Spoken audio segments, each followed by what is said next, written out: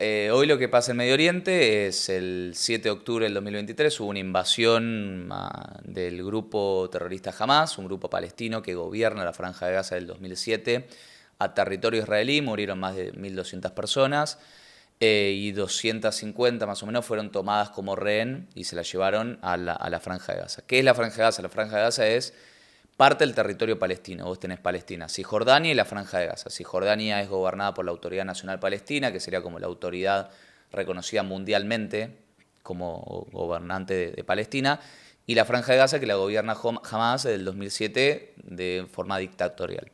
Ahí empezó una invasión terrestre de Israel a la Franja de Gaza con la premisa y el pretexto del gobierno israelí de liberar a los rehenes, en primer lugar, y terminar por completo con toda la estructura de Hamas. Siempre había misiles, intercambios, etcétera, etcétera, a lo largo de las décadas, diría. Entonces Israel dice, este fue el detonante total, tengo que avanzar para terminar por completo con Hamas. Claro, esta operación se extendió, llevamos 2 años de guerra. Esta invasión generó toda una reconfiguración en Medio Oriente, todo, no solo entre Israel y la Franja de Gaza. Hubo una guerra entre Israel y el Hezbollah, que es un grupo que opera en el Líbano. Este año tuvimos la guerra entre Israel e Irán, que nunca en la historia se habían enfrentado directamente. Fue una guerra aérea, pero una guerra en fin. Hay otros grupos en Medio Oriente, como los hutíes en Yemen, que es un país que está mucho más al sur, que también lanzan misiles contra Israel, e Israel también ataca a Yemen. Entonces generó toda una región súper, súper turbulenta. Hoy, por ahí ya cuando publiquemos esto va a quedar viejo. Al momento de la publicación de este episodio, como ya nos anticipó Gonza, la información que estábamos tratando quedó desactualizada. Así que le pedimos que nos envíe un video en el cual nos pueda contar un poco brevemente qué pasó entre que grabamos y entre que publicamos. Este video fue grabado el 31 de octubre de 2025. Habíamos dicho que la situación en Medio Oriente podía cambiar y a los pocos días que grabamos la entrevista se anunció la firma de un acuerdo entre Israel y el grupo terrorista Hamas. Un acuerdo que es frágil, un acuerdo que muchos dicen puede terminar de romperse en cualquier momento, pero que por ahora se sostiene. A ver, se frenaron las operaciones militares dentro de la Franja de Gaza, que era uno de los principales pedidos que tenían los palestinos y también la comunidad árabe.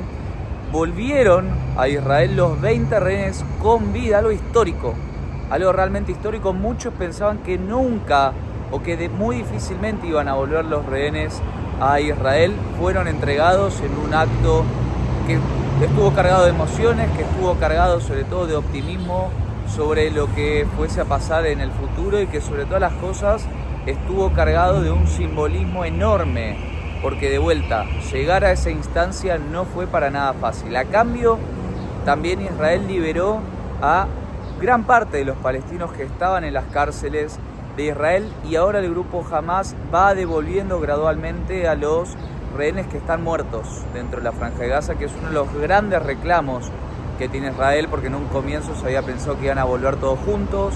Hamas dijo, bueno, no tenemos capacidad de volver a todos juntos porque básicamente no sabemos dónde están todos los cuerpos, entonces ahora la discusión está en ver, bueno, cuándo terminan volviendo, cuánto es que demoran y si efectivamente vuelven todos de regreso a Israel. A ver, este acuerdo de paz se mantiene porque Trump está muy detrás, se mantiene porque Estados Unidos le exige a Israel que lo mantenga, pero todavía resta saber y resta ver cómo va a ser la segunda instancia, la instancia en que se negocie la gobernabilidad de la Franja de Gaza, la reconstrucción, qué va a pasar con el grupo terrorista Hamas, qué va a pasar con sus armas, si Israel se retira por completo del enclave palestino. Bueno, hay un montón de cosas todavía por solucionar para encontrar una paz y un entendimiento de largo plazo.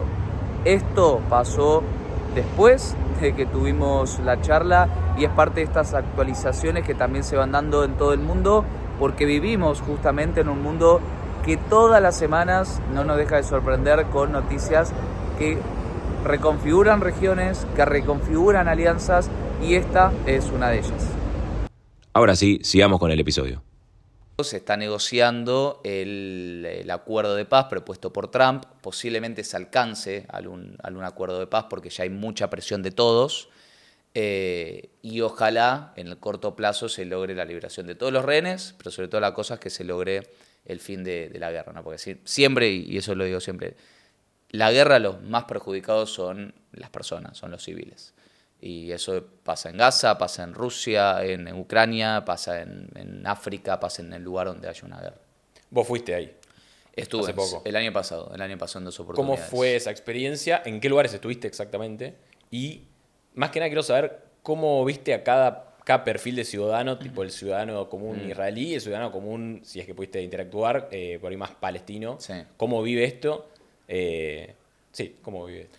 Sí, estuve el año pasado en 2 oportunidades en Israel, estuve también en Palestina, en Cisjordania, quería entrar a Palestina para decir, a ver cómo se vive del lado palestino, para no quedarnos solo con la campana de Israel. A grandes rasgos, nadie quiere la guerra, ni los palestinos, ni los israelíes. Los propios palestinos también critican a Hamás. Un ejemplo muy concreto, estuve en Belém, que es la ciudad donde nació Jesús, una zona 100% turística, claro, hoy no hay nadie, porque aparte también todo lo que es la entrada a Cisjordania está todo controlado por los militares israelíes, entonces no hay turistas prácticamente. Entonces, gente que no tiene laburo, entonces te dice, mira, el atentado de Hamás produjo esto también, que no venga gente acá, que no tenga que comer, no tenga dinero de dónde sacar.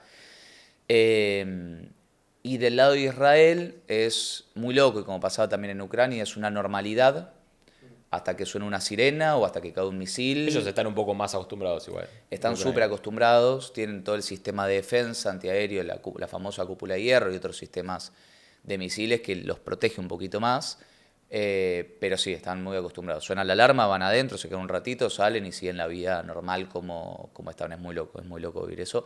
A excepción de cuando estuve el año pasado en el norte, estaba todo evacuado, porque ahí estaban en guerra con el Líbano y al estar tan cerca, el Hezbollah con Israel, no llegan a avisar sobre los misiles porque básicamente no había tiempo de reconocerlos y avisar, entonces se evacuó toda una zona porque era muy, muy peligroso.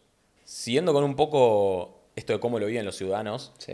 ¿vos sentís, no solo en este tipo de conflictos, sino por ahí, no sé, en Ucrania o mismo hasta en África y demás, qué rol juega el sentido, el odio y la venganza de que pasó tal cosa anterior en este tipo de conflictos?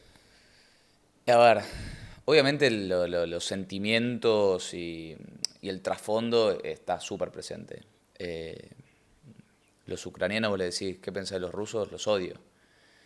Termina entrando como en una misma bolsa, si querés, por el hecho de decir, te ves vos en una situación tan distinta a la del otro lado y decís, ¿por qué yo tengo que pagar por esto? ¿Por qué del otro lado nadie está diciendo basta? Que son los puntos peligrosos también que tienen estos conflictos, ¿no? La división que se genera entre los israelíes y los palestinos, o la comunidad judía y el mundo, con los hechos antisemitas que se están viendo, que son súper peligrosos, los mayores del fin de la Segunda Guerra Mundial también. Dios, son esas divisiones y esos quiebres sociales que son mucho más difíciles de recomponer, porque vos una guerra la terminás, hay alguien que decide que se termina, y se termina. Las ciudades se reconstruyen, se pone dinero, se invierte, aparecen fondos extraordinarios, pero los tejidos y las relaciones sociales es lo que más complicado y lo que más tiempo lleva, indudablemente. Entonces hay una cuestión de sentimiento, ni siquiera diría de odio, de sentimiento. Y no sé, en Venezuela lo mismo, digo, vos que nos tocó ir el año pasado por las elecciones, todos tienen a un familiar que viven afuera, que se fueron por la crisis, y es imposible que no se emocionen cuando les preguntás por ellos, porque por ahí no los ven hace 6 años. Imagínate vos, obvio que te pesa eso, te pesa en tu momento de decidir, te pesa en tu momento de elegir, te pesa en tu día a día, y eso pasa en todo conflicto, en toda crisis, está el sentimiento súper presente.